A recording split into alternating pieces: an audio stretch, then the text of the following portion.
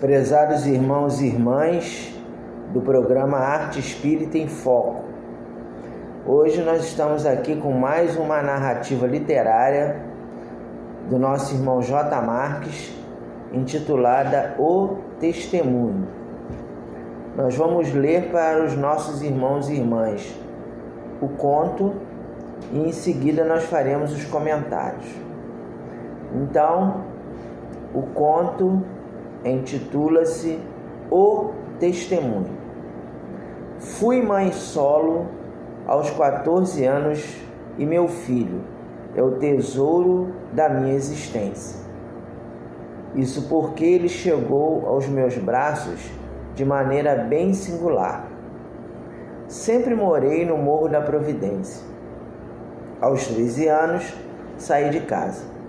Na verdade, não saí. Fui expulsa. Desde os 10 anos, fui estuprada pelo meu padrasto. Tinha medo e vergonha de contar para minha mãe. Medo, porque a minha mãe sempre foi uma pessoa violenta, que não gostava de mim. Ela iria colocar a culpa do estupro em mim. Vergonha porque meu padrasto sempre me disse que se eu não andasse com roupas tão indecentes e decotadas, ele não sentiria desejo de fazer nada. Meu padrasto é contador de uma loja e, através de atitudes indecorosas, persegue e assedia as funcionárias da empresa. Umas gostam, outras não. O chefe da empresa faz vista grossa porque meu padrasto, como contador, envia uma parcela significativa dos lucros para paraísos fiscais. Não cobra nada pelo serviço, mas pede a seu chefe que não o incomode com suas conquistas amorosas dentro da empresa. Caso seja expulso da loja, contará a todos as falcatruas financeiras do empresário. Por isso, o orientador financeiro, que enriquecia ilicitamente com o desvio de recursos monetários, fingia não saber de nada. Quando alguém tentava denunciar o contador desequilibrado, o empresário batia o pé e afirmava categórico que tal acusação era infundada. Seu contador era um homem de moral ilibada. Até que um dia, mamãe flagrou-nos em atitude indecorosa. Como era de esperar, acreditou nas mentiras do meu padrasto e me colocou para fora de casa. Passei a morar nas ruas catando latinha. Depois comecei a namorar um sujeito que era punguista, exímio batedor de carteira. Ele tirava as carteiras das pessoas e as atirava para mim. Eu colocava as carteiras dentro do sutiã e saía andando. Dividíamos os lucros e era 50% para cada um. Até que senti os sintomas da gravidez. O primeiro impulso foi tirar aquela maldita criança. Contei a situação ao meu namorado e ele disse: precisamos arrumar um dinheiro maior para fazer o aborto. Eu vou te apresentar uns amigos meus traficantes e você vai ser mula. Você vai entregar droga para os bacanas em meu nome e em nome dos traficantes. Na minha primeira entrega como mula, conheci Dona Deocleciana, a mulher que salvou a minha vida. Foi assim. Entreguei a droga a um rapaz chamado Otávio. Ele era um rapaz negro e esquálido, magro, narinas sangrando. Otávio combinou comigo receber a cocaína num shopping. Assim que recebeu a droga e me pagou, cheirou a cocaína ali mesmo, na frente de todo mundo. E de repente soltou um grito, arregalou os olhos, caiu no chão, vitimado por convulsões horríveis. Quando as convulsões terminaram, ele aquietou-se. Estava morto. Foi aí que eu vi uma mulher baixinha e negra aproximar-se, sussurrando: meu filho, eu não consegui te salvar. Por algum motivo, eu me aproximei dela e a abracei. Ela, desamparada, chorou muito nos meus braços. Depois sentou-se num dos bancos do shopping e ficou aguardando a chegada da polícia. Eu fiquei sentado ao lado dela e disse-lhe: dona, me perdoa. Eu não sabia que o rapaz estava doente. Fui eu que trouxe a droga para ele. Por favor, me perdoa. Com os olhos rasos d'água, ela pegou minhas mãos e disse: já que não pude ajudar o meu filho, deixa eu te ajudar. Estou precisando de uma empregada doméstica. Você irá para minha casa e será minha auxiliar. Não posso, dona. Preciso entregar essa grana para o traficante que me mandou levar a droga para o seu filho. Se eu não pagar a ele, ele me mata. Se eu não der o dinheiro a ele, ele me mata. Me dá aqui o dinheiro. Vou pedir a amigos que entreguem o dinheiro ao traficante. Qual é o nome dele? É o Dão, do Morro do Cantagalo. Deixa dinheiro comigo, não se preocupe. Sem entender exatamente o que estava acontecendo, entreguei o dinheiro àquela desconhecida, a qual ainda nem sabia o nome. Quando a polícia chegou, fiquei sabendo quem era aquela senhora baixinha e aparentemente frágil. Eu estava diante da doutora Deocleciana Muniz, delegada na Polícia Civil do Rio de Janeiro, chefe da DENARC, que é a Divisão Estadual de Narcóticos. Ela deu o dinheiro que eu arrecadei a um policial e disse: providencie que este dinheiro chegue às mãos de Dão. A polícia removeu o corpo de Otávio e eu acompanhei aquela inesperada mãe adotiva à casa dela. Tornei-me sua filha do coração. Dei à luz a meu filho na sua casa. Batizei-o com o nome de Otávio, em homenagem ao rapaz que eu ajudara a matar. Eu estava com 14 anos e não voltei mais ao Morro da Providência e nem encontrei mais aquele rapaz que era meu namorado. Quando ele soube que eu estava sob a proteção da delegada, ele desapareceu. Quando Otávio fez 1 ano, o pediatra constatou que ele tem síndrome de Tourette.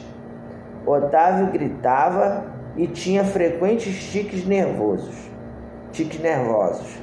Eram os sintomas da síndrome de Tourette. Novamente amaldiçoei-me por ter permitido que aquela criança nascesse.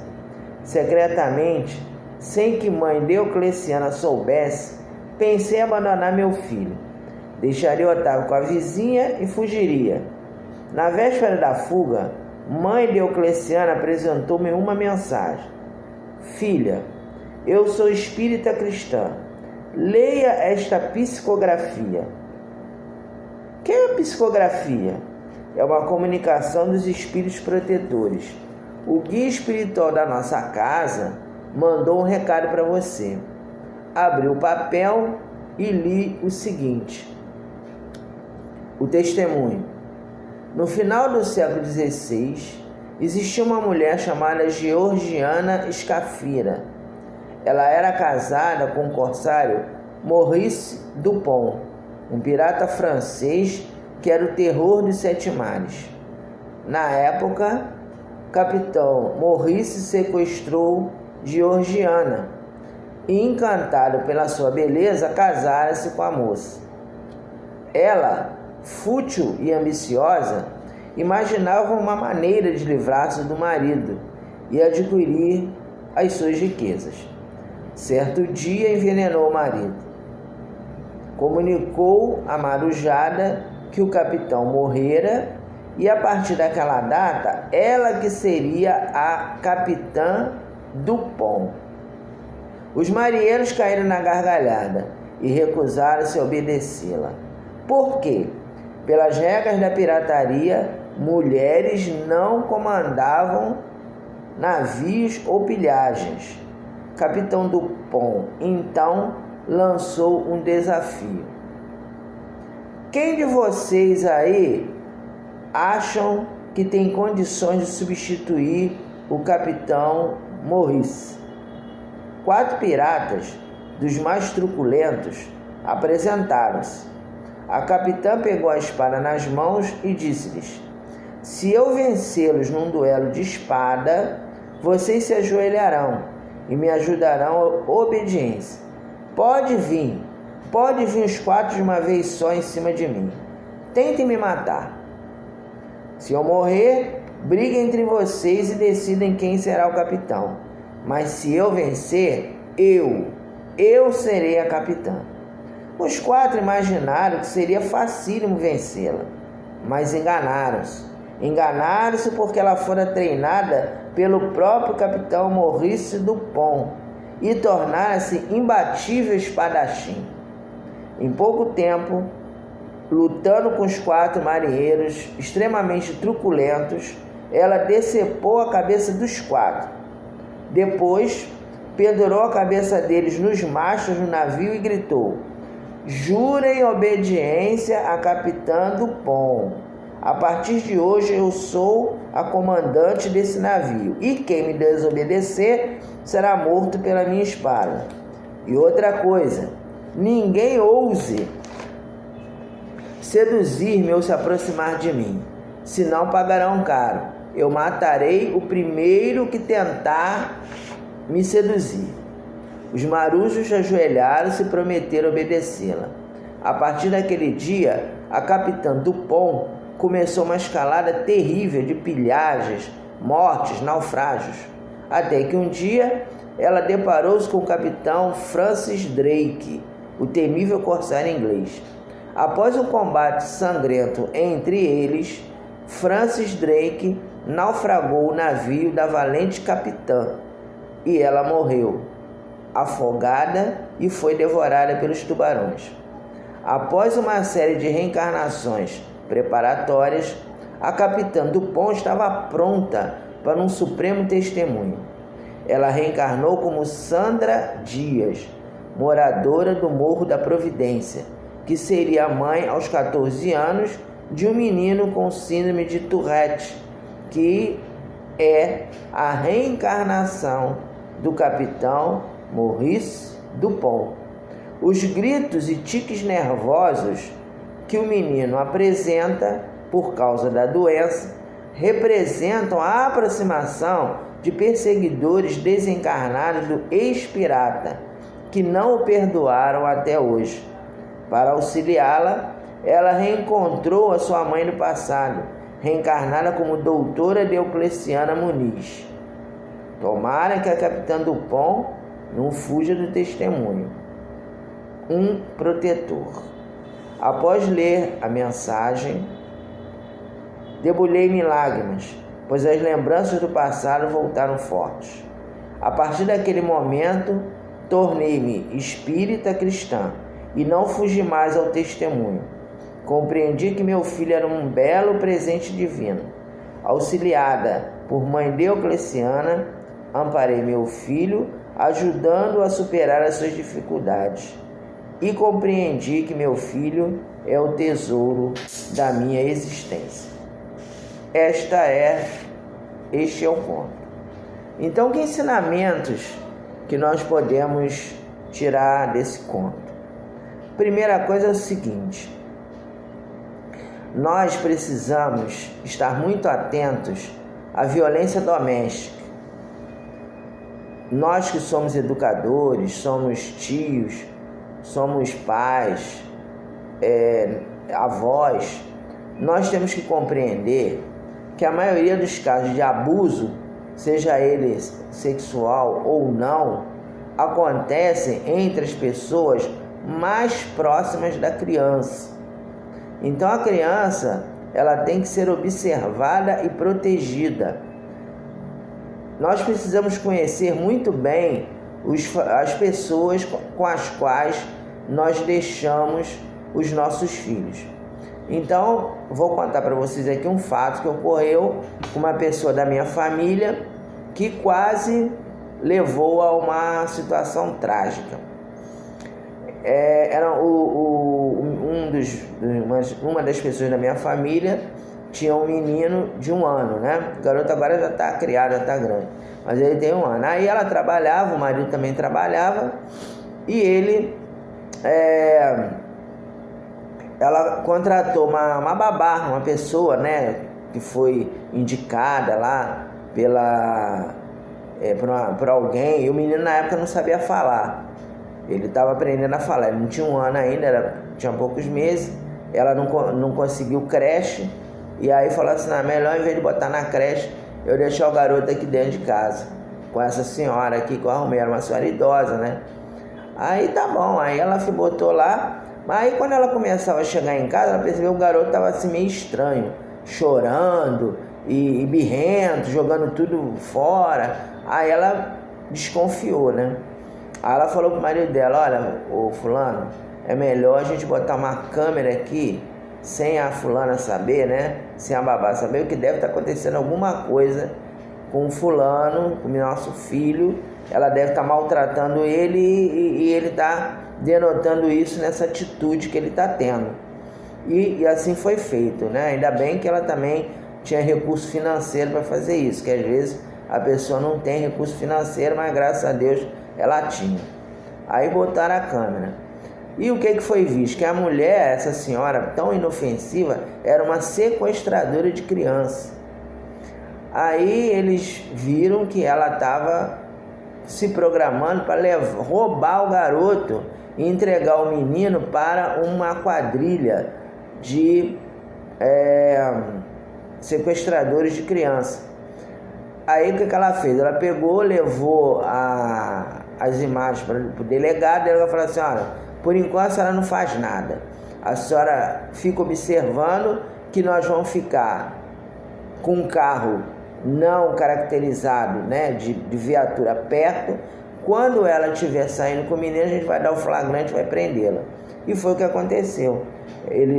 A polícia designou uma viatura disfarçada, ficava ali perto da casa dela e tal, parada, né? E também policiais ali fingindo que eram da Colurb, enfim, fizeram uma armadilha para a senhora. Aí um dia ela pegou o garoto e ia saindo. Quando ela estava saindo, a polícia chegou e pegou ela. E aí ela começou a chorar, falou que estava precisando de dinheiro, estava devendo a agiota, inventou uma história lá. Eu sei que ela foi presa e graças a Deus o garoto não foi sequestrado. Então, quer dizer, isso, ela graças a Deus tinha recurso financeiro para botar a câmera, mas mesmo a gente não tendo recurso, às vezes, é por isso que às vezes a gente tem aquela situação, né? Às vezes é melhor você encontrar um meio de proteger o seu filho, colocando pessoas da família, às vezes, aí fala assim, às vezes o marido fala: não quero morar com a minha sogra, não quero morar com a minha cunhada, mas às vezes a pessoa da família, né? Mesmo você tendo que observar, a pessoa da família é mais difícil de você vir a passar por esse problema. Tem que ser pessoas de sua extrema confiança, né? Você não pode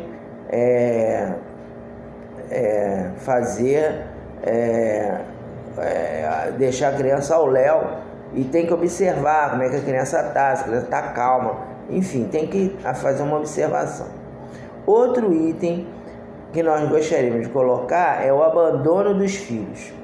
Então veja que a nossa irmã, né, teve o filho porque ela foi orientada pela Diocleciana, mas houve um momento que ela quis abandonar a criança porque ela não estava aguentando uma doença que a criança tinha.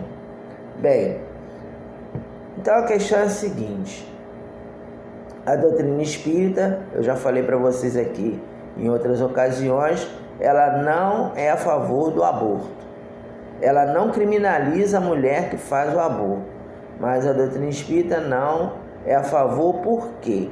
Porque, de acordo com as orientações dos amigos espirituais, desde a fecundação, você já tem um corpo fluídico, já tem um espírito designado para ter para ocupar aquele corpo.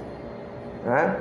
E aí, se você por algum motivo não quer ter o filho, você doa, mas não o abandona. Quer dizer, não vai pegar o garoto, a criança, jogar na rua, jogar no lixo, não.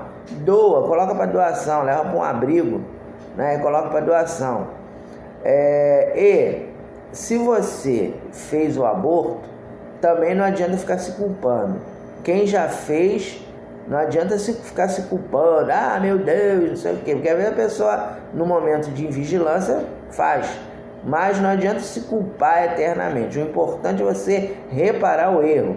Então, sublimar o instinto materno, fazendo ações de ONG, praticando a caridade, enfim, tendo essas ações.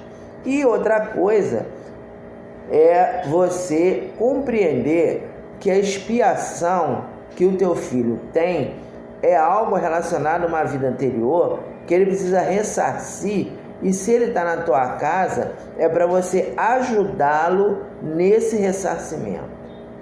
E aí vem, porque aí veja bem, a síndrome de Tourette é uma coisa assim incomum, né? É assim, mais não é muito comum.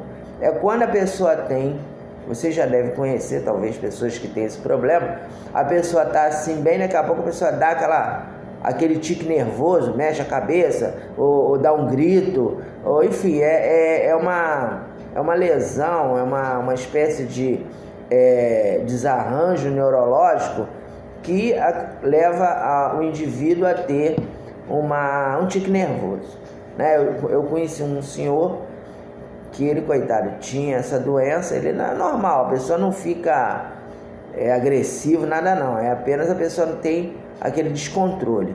Então ele estava parado, daqui a pouco ele dava uma crise nele, que ele começava a se bater todo, aí parava.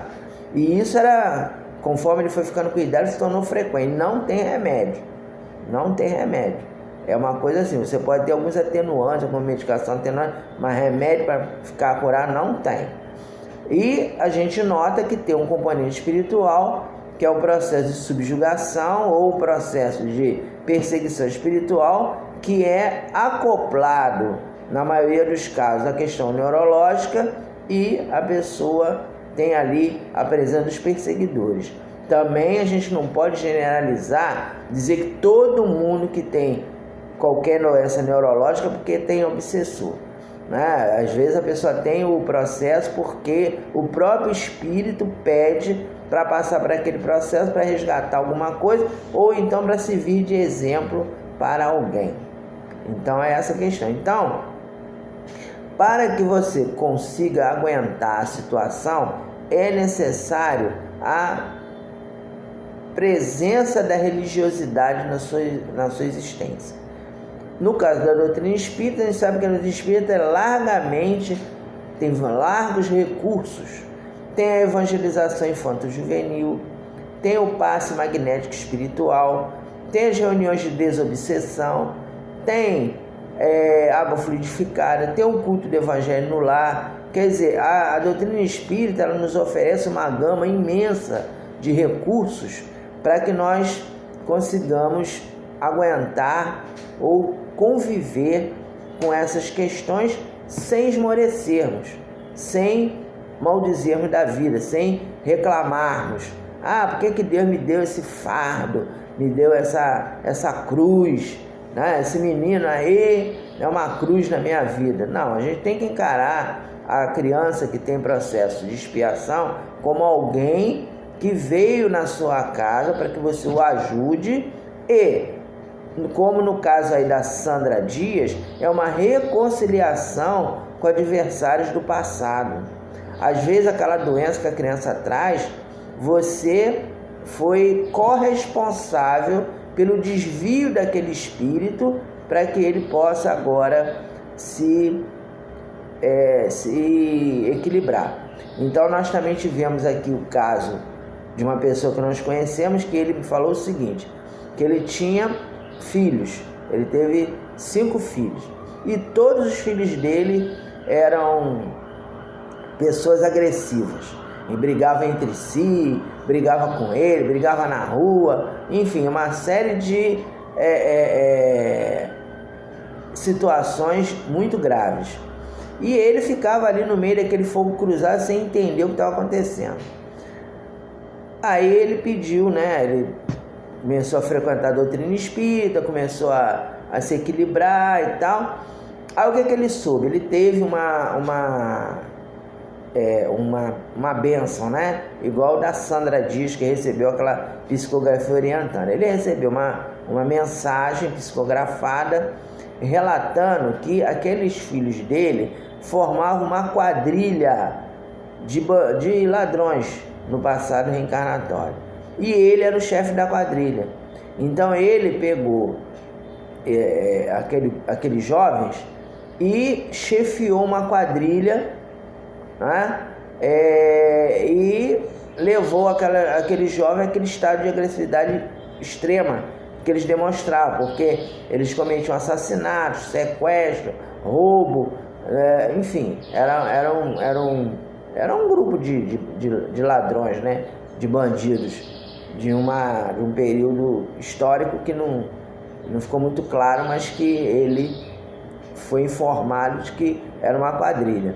E que ele se propôs então a reencarnar como pai daquele grupo para ele poder ajudá-los na sua renovação espiritual. Então, quando a gente tem dentro da nossa casa alguém muito problemático, não reclamemos, aceitemos, procuremos dar àquela criança todo o carinho, todo o amor, porque ali você está se reconciliando com alguém que você já prejudicou e que agora você precisa caminhar junto, dando todo o apoio, dando todo o carinho possível. E como nós falamos, se você não aguenta, não abandona, procura deixar com alguém ou pega a criança e coloca para doação, mas não larga a criança por aí, né? Vou pegar a criança, vou jogar no lixo. Vou jogar no meio da rua. Não. Procura, não está afim, não quer ter o filho, então coloca para doação. E não faça aborto. Por quê? Porque o aborto é um crime perante a lei divina, porque de acordo com as informações que nós já falamos, temos um espírito que está ligado ao útero materno e durante o aborto o perispírito daquela criança é totalmente dilacerado, né? E esse dilaceramento perispiritual provoca uma dor insuportável naquele reencarnante. Se ele for um espírito equilibrado, ele vai se afastar da mãe e vai procurar um outro corpo para continuar a sua trajetória. Mas se ele for um espírito vingativo, ele vai perseguir aquela mãe até levá-la a uma situação de muita dificuldade. Tivemos também um caso de uma irmã que tinha um processo de endometriose sério e ela não descobriu a causa. Aí um dia ela foi numa casa espírita e tinha um espírito que estava preso ao útero dela com as mãos no útero assim em forma de garra, pressionando o útero dela. Então, depois da desobsessão, a endometriose atenuou, não ficou curada totalmente, mas atenuou aquelas dores terríveis que ela sentia. Endometriose são dores que a pessoa sente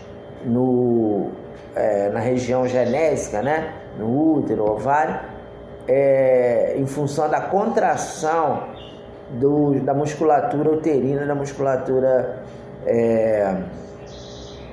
genésica, né? Como se fosse aquelas dores de menstruação elevada a um grau muito alto. Meus irmãos, então é isso que a gente queria conversar com vocês nesse momento, que nós continuemos vibrando com Jesus e até o próximo vídeo.